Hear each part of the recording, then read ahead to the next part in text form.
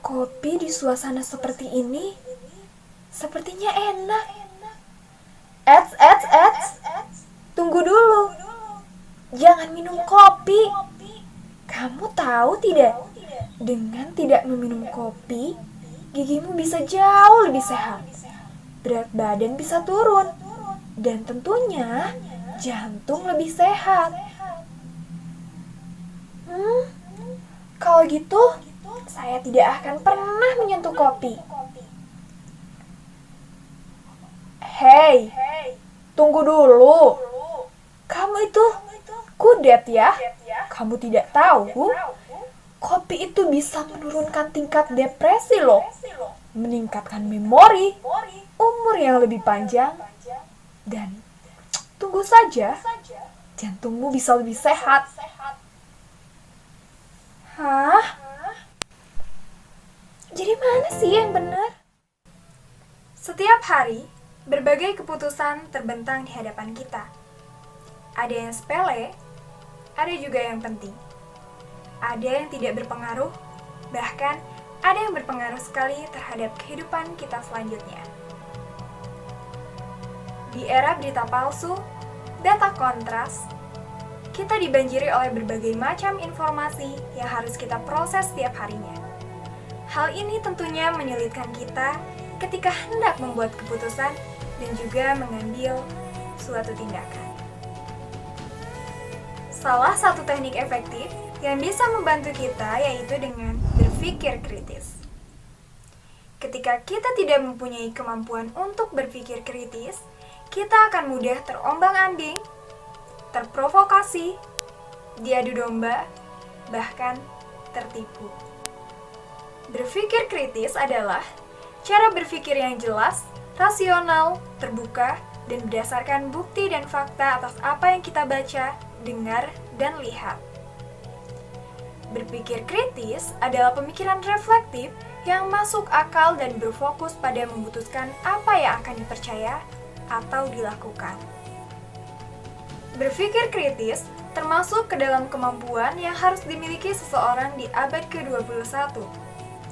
Tidak hanya di sekolah, organisasi, pekerjaan, kepentingan publik, namun juga setiap hari kita selalu membutuhkan kemampuan untuk berpikir kritis. Berpikir kritis bukan hanya tentang bagaimana cara menyaring informasi sebelum mengambil keputusan atau tindakan, namun kemampuan berpikir kritis merupakan kemerdekaan dalam berpikir. Bagaimana seseorang mempunyai keleluasaan untuk mengumpulkan suatu informasi, memproses, dan membuat keputusan yang lebih efektif.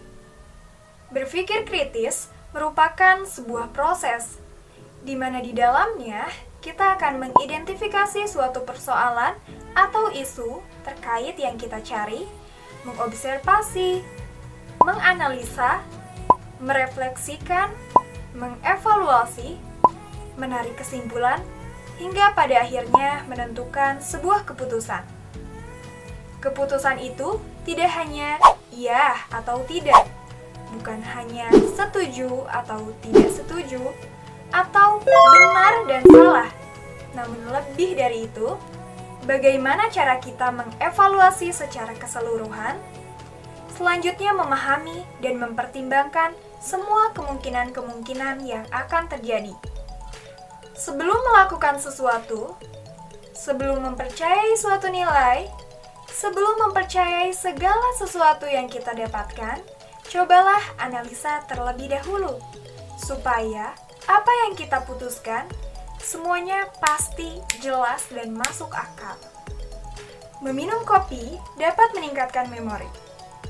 Tahu dari mana? Siapa atau apa sumbernya? Apakah sumber ini terpercaya? Memangnya di dalam kopi terkandung apa? Bagaimana pengaruh kopi terhadap memori otak manusia? Tanya lagi, tanya terus sampai kita merasa puas. Setelah ditelusuri, ternyata kandungan kafein pada kopi dapat memfokuskan saraf-saraf yang dapat membantu lebih fokus dalam belajar. Namun, kebiasaan meminum kopi secara berlebihan melebihi 200 mg tentunya tidaklah baik karena akan berdampak negatif pada peminumnya.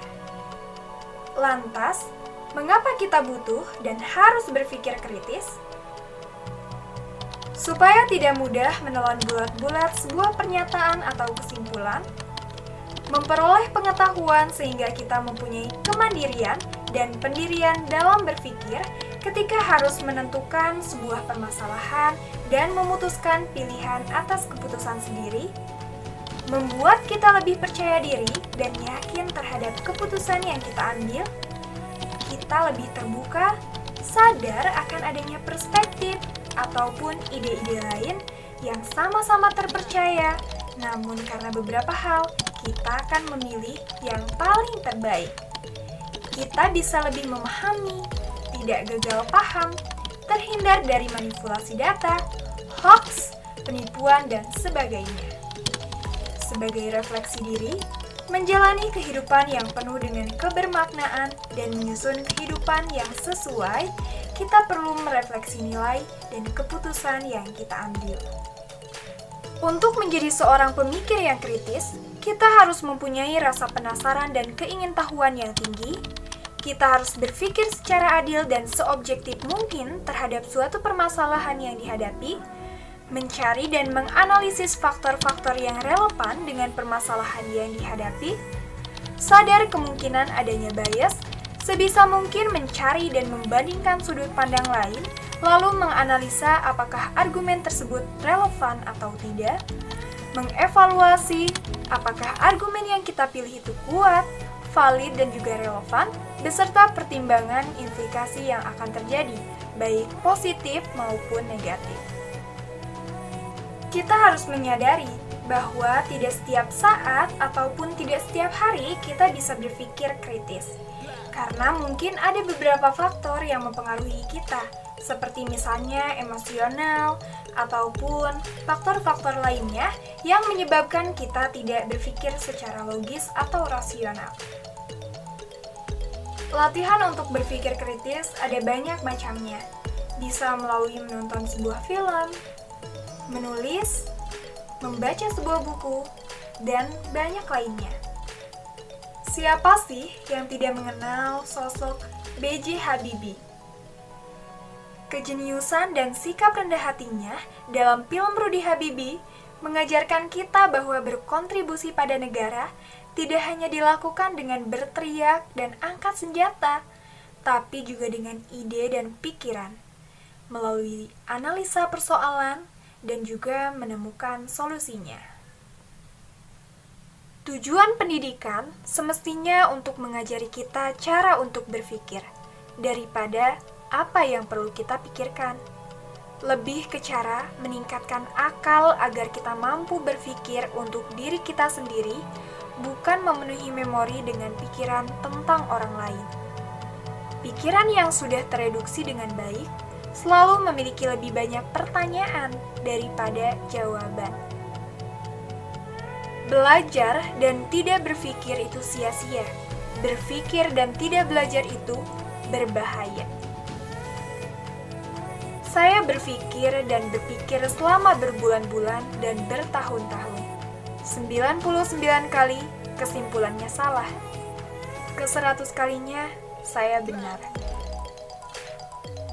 Berpikir itu seperti mencintai atau mati. Masing-masing dari kita harus melakukannya untuk dirinya sendiri. Dengan berpikir kritis, mungkin pada akhirnya kita dapat membuat sebuah keputusan dengan lebih baik, dan karenanya juga menjadi diri yang lebih baik. Saya Mia Kaniawati, yuk coba belajar berpikir kritis.